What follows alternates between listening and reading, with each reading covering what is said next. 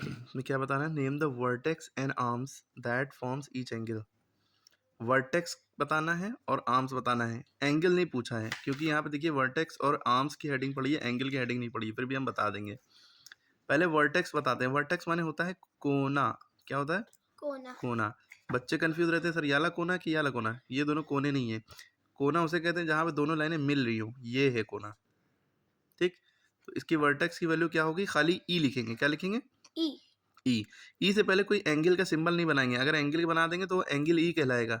हमें खाली वर्टेक्स बताना है। अच्छा, वर्टिसेस आपने सुना होगा, बहुत सारे कोने को कहते हैं वर्टिसेस, वर्टेक्स का प्लूरल है। ठीक है, तो इसमें एक ही कोना है, ट्राइंगल होता तो वर्टिसेस हो जाता है। एक ये कोना, एक ये कोना, एक ये कोना, 3 कोने। ठीक है, 3 वर्टिसेस। तो इसमें वर्टेक्स है कि एक ही कोना है, तो ये ई हो गया, एंगल नहीं लगाएंगे।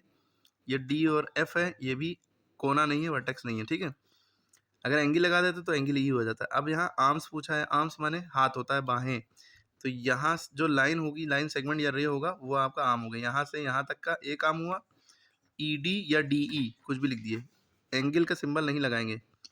ठीक, एक आर्म ये हुआ और दूसरा आर्म ये है, इसमें ई एफ या एफ ई। ठीक है, तो 2 आर्म है, ई डी और ई एफ या एफ ई, दोनों में से कुछ भी लिख सकते हैं। इसी तरह आप इसमें देखिए, वर्टेक्स क्या है, ये वर्टेक्स है क्यू, कोना ये है, एंगल नहीं लगाएंगे।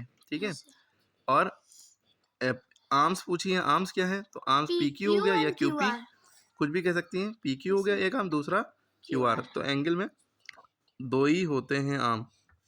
इधर इसका आप बताइए कमेंट करके, वर्टेक्स क्या है और आर्म्स क्या है। दूसरी चीज़, अगर एंगल इसमें पूछ लिया जाता, क्या पूछ लिया जाता? एंगल। एंगल, तो एंगल का नाम बताइए क्या होंगे एंगल। एंगल माने होता है 2 लाइनों के बीच में कितनी जगह खुली हुई है, ये। तो अब इसका नाम जो होता है वो 2 तरह से दिया जाता है। इसका नाम कैसे दिया जाता है?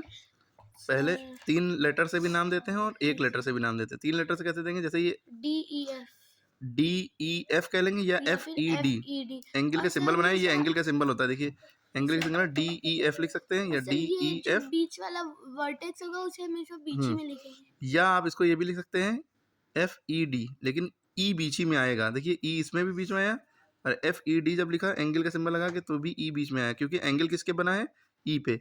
और इसका तीसरा तरीका लिखने का क्या है, आप लिख दिए बस सीधा सीधा एंगल का सिंबल बनाइए और ई लिख दिए, ई। अब आप कहेंगे सर ई तो यहाँ भी लिखा है, लेकिन यहाँ देखिए एंगल का सिंबल नहीं बनाया, इसका मतलब ये वर्टेक्स है।